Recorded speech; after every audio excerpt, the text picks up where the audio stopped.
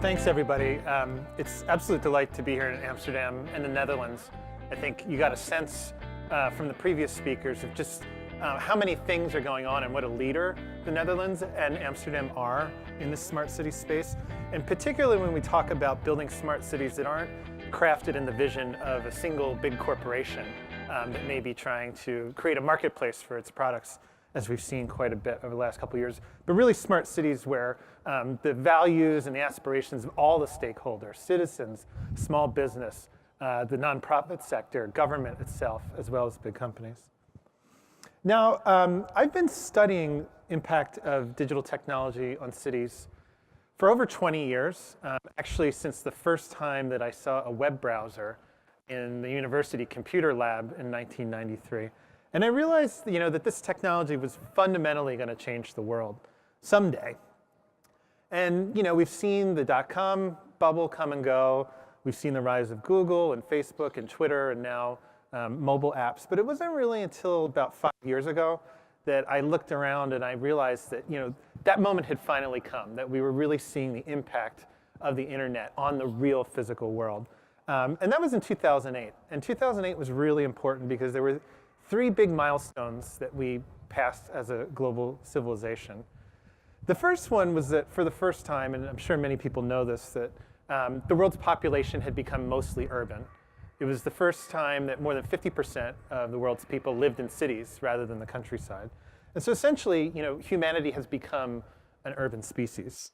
And in the next 80, 90, 100 years, we're basically going to build cities for as many people as we have in the entirety of human history to date.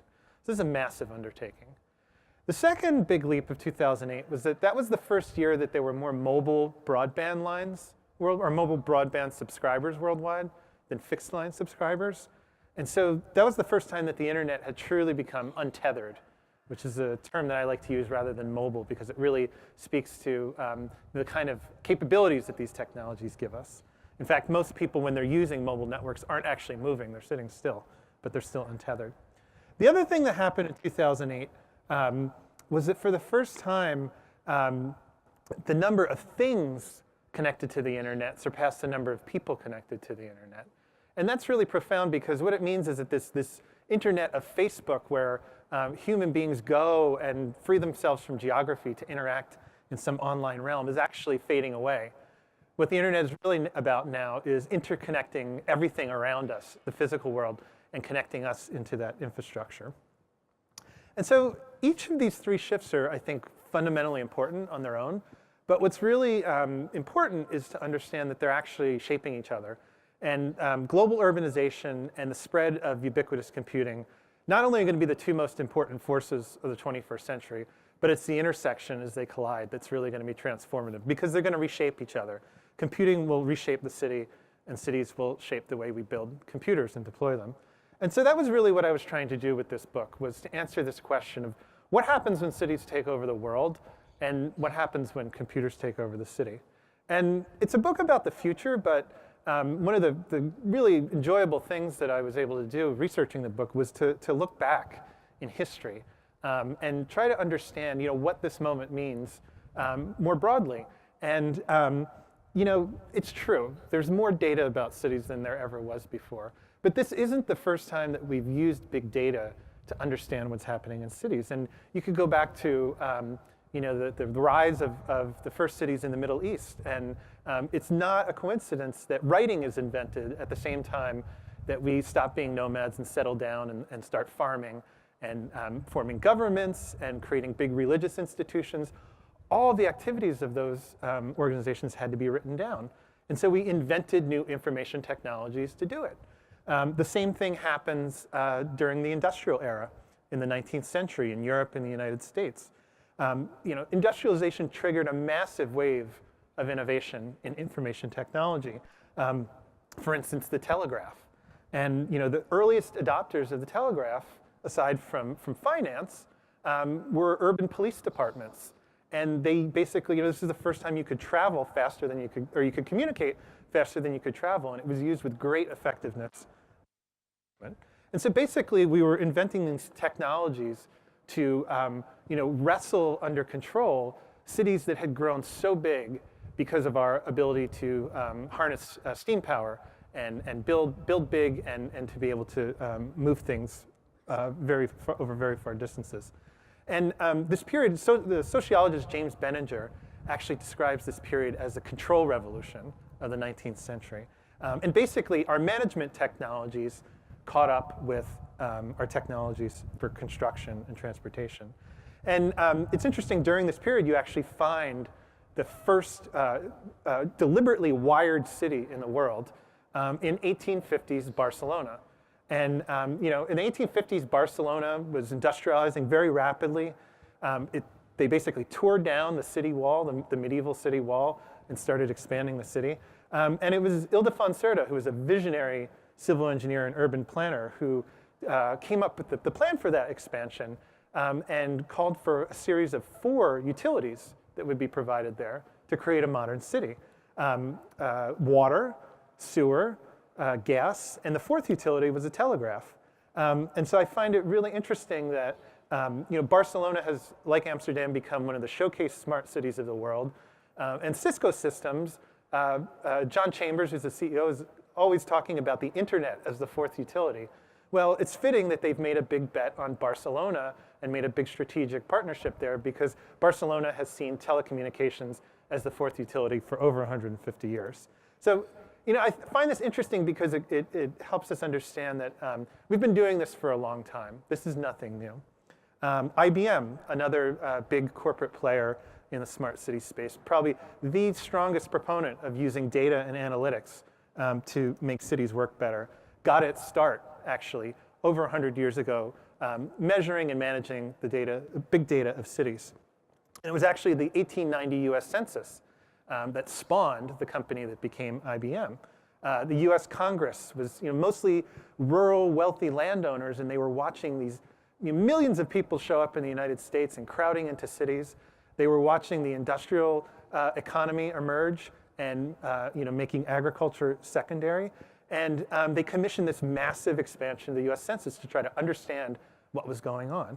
And there was a young census clerk named Herman Hollerith, who saw that this was going to overwhelm the data processing capability of the US government.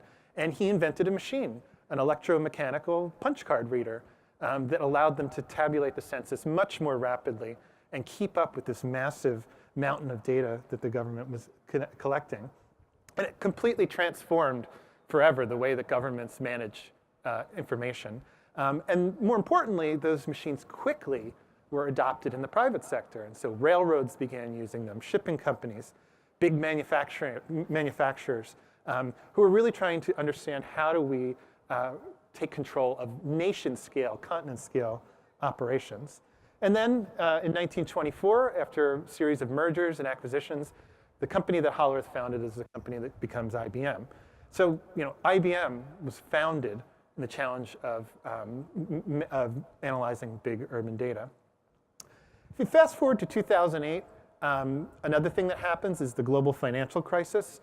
And we see IBM and other companies launch up big marketing campaigns to try to take the technologies that they had developed over the last 20 years for multinational corporations trying to run global logistics, and to apply those tools to the problems of local government.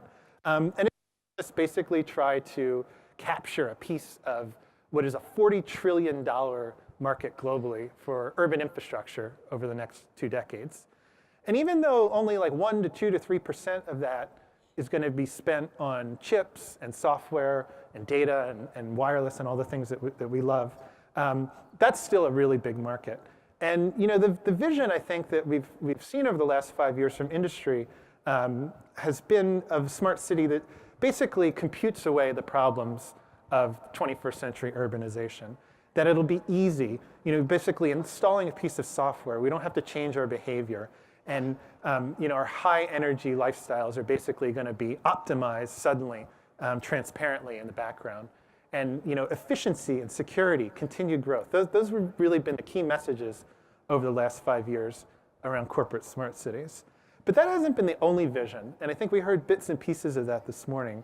And it hasn't really won out, I think. And people are asking hard questions about it now, because it was really a relic of a mainframe way of thinking about this digital upgrade for our cities.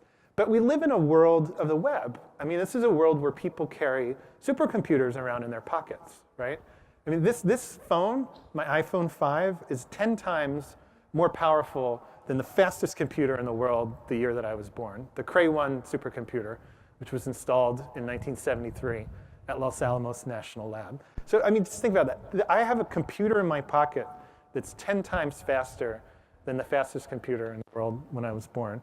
And there are billions of these in the world, okay? So this is not a mainframe world. This is a world of distributed intelligence.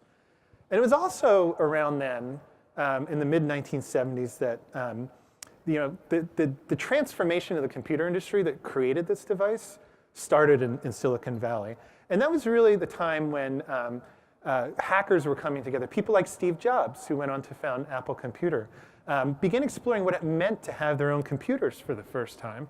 So if you think about it, up until the mid-1970s, if you wanted to use a computer, you had to be at a university, you had to be in a government, or you had to be in a corporation. And then pow, all of a sudden, people all around the world are building their own personal computers on their kitchen tables, okay? This is a completely massive transformation and, really just a massive democratization of access to computing and telecommunications, and it's still unfolding today. And it was a grassroots movement, and it's fundamentally changed the way that we use and the way that we design IT. And it's really a moment when computers went from being about controlling people to being about liberating them. And you would never know this if you look at some of the marketing pitches that we've seen from these smart city technocrats. But it's a way of thinking that's alive everywhere in today's smart cities. Wi-Fi, I think, is a perfect example of this phenomenon at work. There's no single telecommunications company, no single government that said, hey, we're going to put Wi-Fi all over the planet. This was something that literally took tens or hundreds of millions of individual decisions.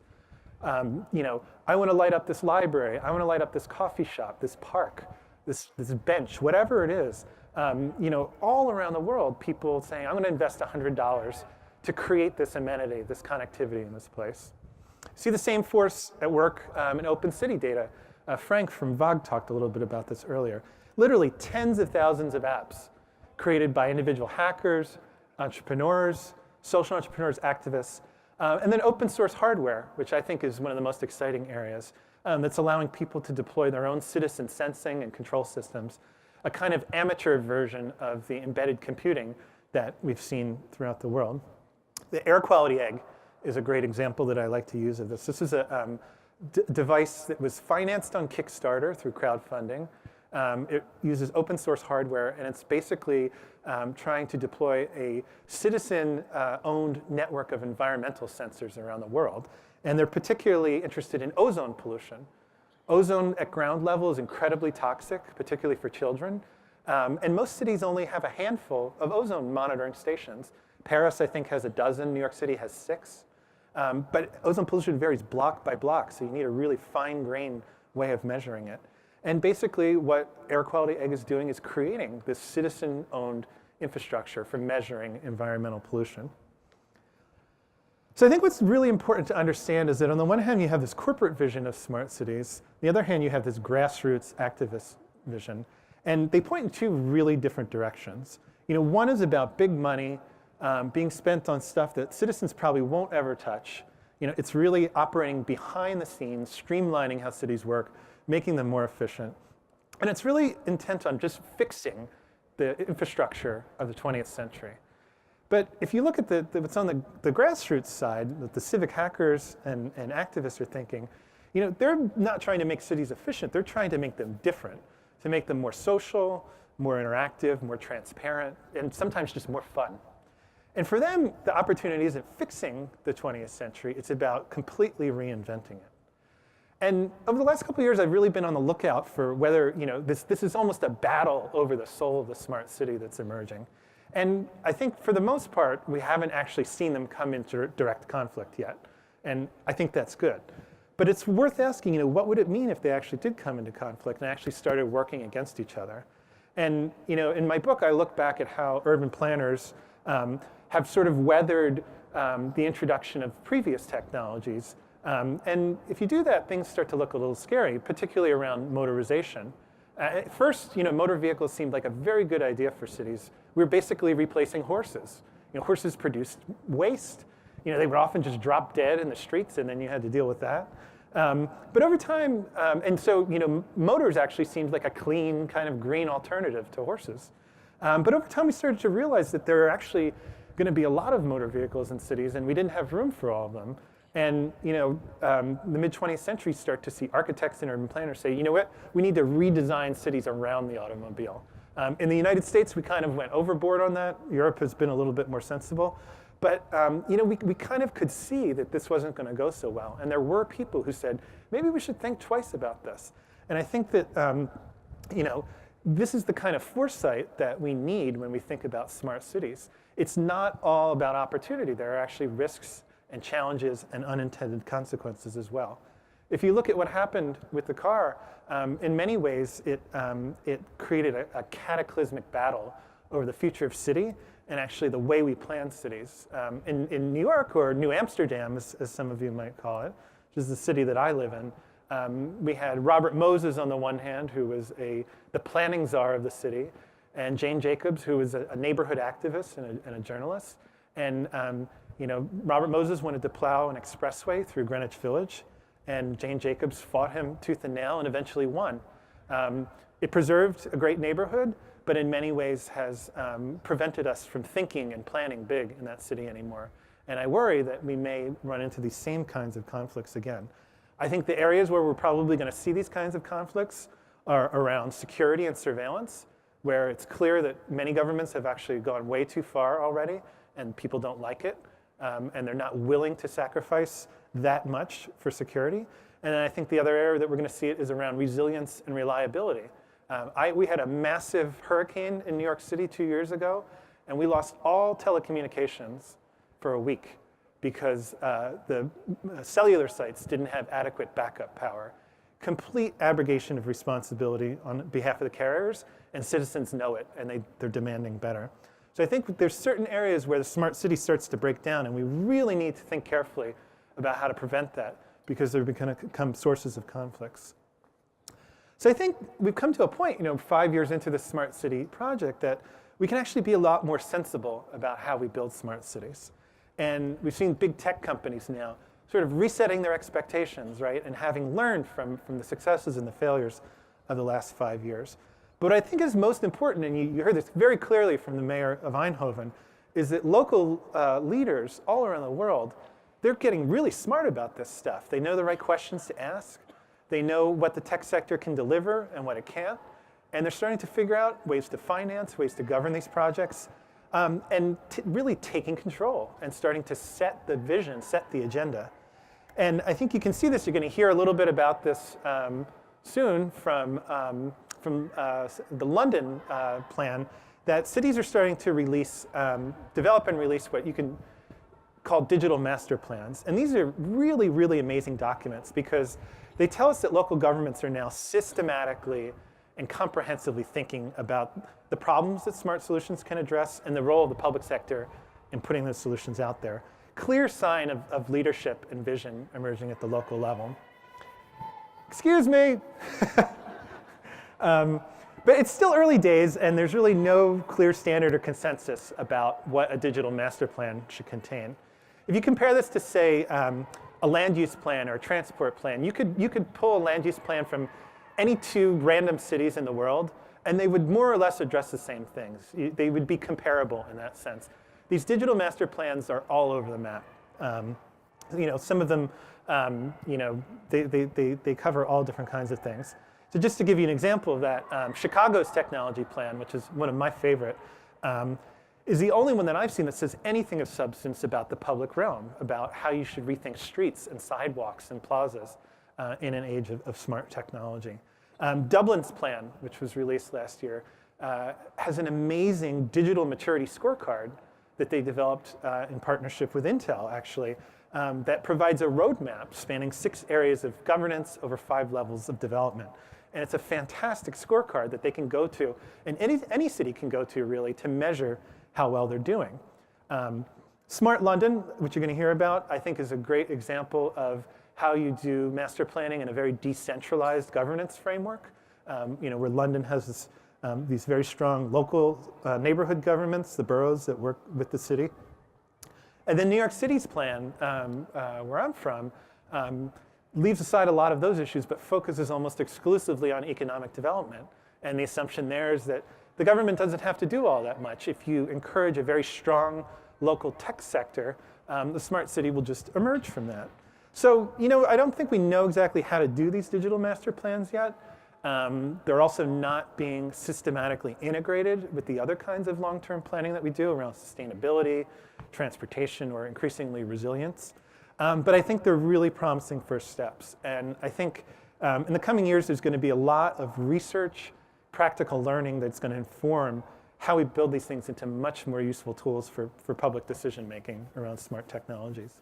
But for all that's happening in local government, the thing I'm most excited about in the long term is a boom in urban science and engineering research that's unfolding right now all around the world. And in the last 12 to 18 months, we've seen an explosion of academic centers focused on understanding and engineering cities through new technology and new quantitative methods. There's 3 in New York City alone that have started in the last year, including 1 at New York University, where I am. The UK has several. Dan Hill from the Future Cities Catapult is going to be here tomorrow. There's the Intel Group at Imperial College. Singapore has a couple. Chicago, Madrid, Glasgow have all launched these in the last year. And now we have Amsterdam's Institute for Advanced Metropolitan Solutions. And I think if you look at any one of these groups in isolation, they look insignificant against the scope of the problem. Making room for 3 billion city dwellers at the same time we're fixing global warming. But if you take it together as a global movement, this is the largest infusion of money and talent and new ideas into urban studies in over a century. And it's going to completely transform the way we manage cities. At the same time, there's evidence that the pace of urbanization may actually be slowing down ever so slightly in Africa and India and China. And so you take these two things together and all of a sudden the future doesn't look so scary. It looks like we may actually have this window over the next decade where we can understand better how our cities work and actually catch up with the scope of the challenge. So I wish you a really wonderful meeting today and tomorrow, a prosperous future for your own smart cities. And thank you, and I think we're going to have a few questions.